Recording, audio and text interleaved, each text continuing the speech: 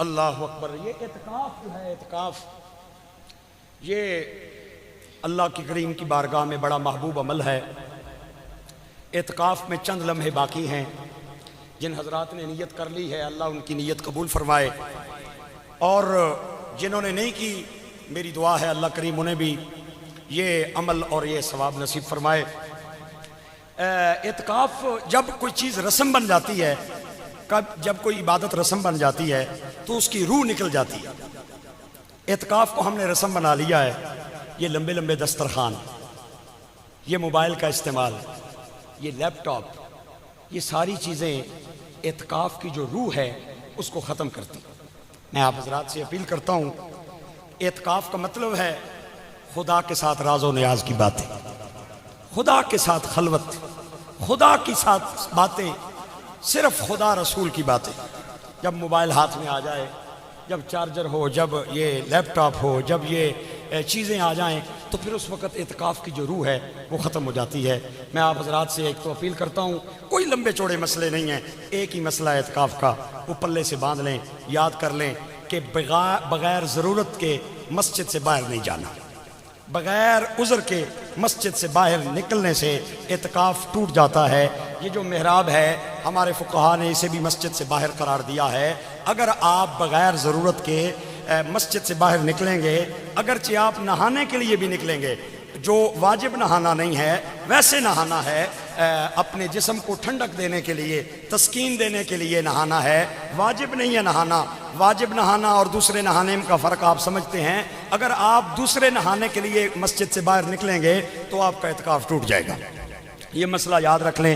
تو آپ حضرات سے ایک کچھ عرض ہے، اعتکاف کے دوران اپنے لیے بھی دعا کریں، اپنے مشائخ کے لیے دعا کریں، اپنے بزرگوں کے لیے دعا کریں، جتنا وقت ہو سکے اللہ کی بارگاہ میں بیٹھیں۔ جب یہ 3 عشرے ہیں، پہلا عشرہ رحمت کا، دوسرا عشرہ مغفرت کا، تیسرا عشرہ وہ جہنم سے آزادی کا، تو انسان جب کسی کے پاس جاتا ہے اس سے معافی مانگنے کے لیے تو پہلے زبان سے اسے سوری کرتا ہے، اگر وہ سوری کو نہ سنے تو پھر اس کے ساتھ لجاجت سے پیش آتا ہے، منت کرتا ہے، ہاتھ سے اشارے کرتا ہے، اگر پھر بھی وہ نہ مانے پھر آخری حربہ ہوتا ہے، اس کے پاؤں میں پڑ جاتا ہے۔ یہ آخری عشرے میں اللہ کے گھر میں مسلمان کا آنا گویا کہ ایسے ہی ہے کہ ہم خدا کی چوکھٹ کو پکڑ کے بیٹھے ہیں، یا اللہ تو نے اگر رحمت کے عشرے میں بھی معاف نہیں کیا تو مغفرت کے عشرے میں بھی نہیں کیا، تو اب تیری بارگاہ میں آ گئے ہیں، آخری 10 دن اس وقت تیرا چوکھٹ چھوڑیں گے جب تو ہمیں معاف فرمائے گا۔ تو یہ اعتکاف جو ہے اس کی روح یہ ہے، تو جب کوئی چیز رسم بن جاتی ہے تو پھر اس کی روح ختم ہو جاتی ہے۔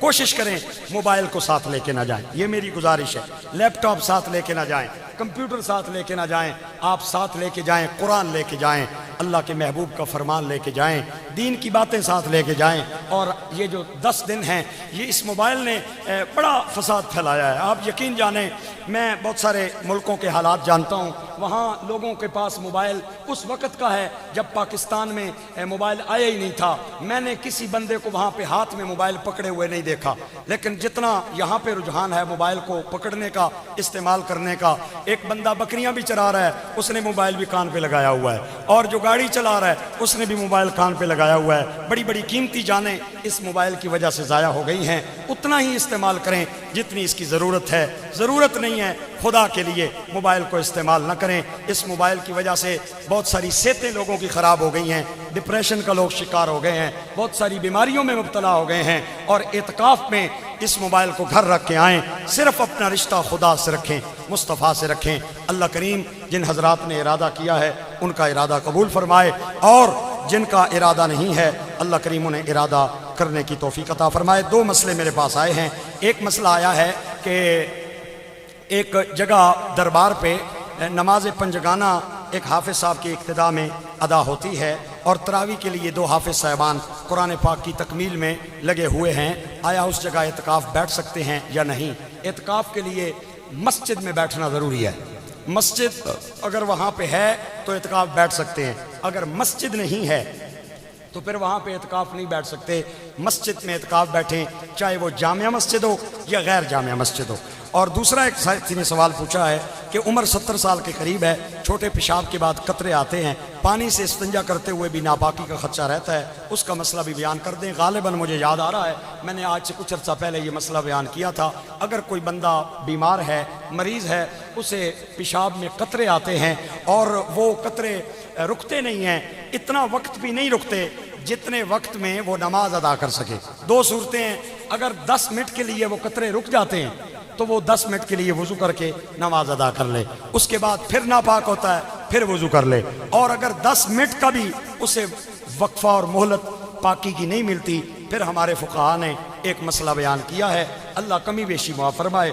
علماء فرماتے ہیں وہ وضو کر لے، وضو کرنے کے بعد نماز پڑھ لے، اور نماز کے دوران بھی اگر وہ ناپاک ہو گیا تو اللہ سے امید کی جا سکتی ہے کہ وہ معذور ہے، اللہ اس کے عذر کی وجہ سے اس کی نماز کو قبول فرما لے گا۔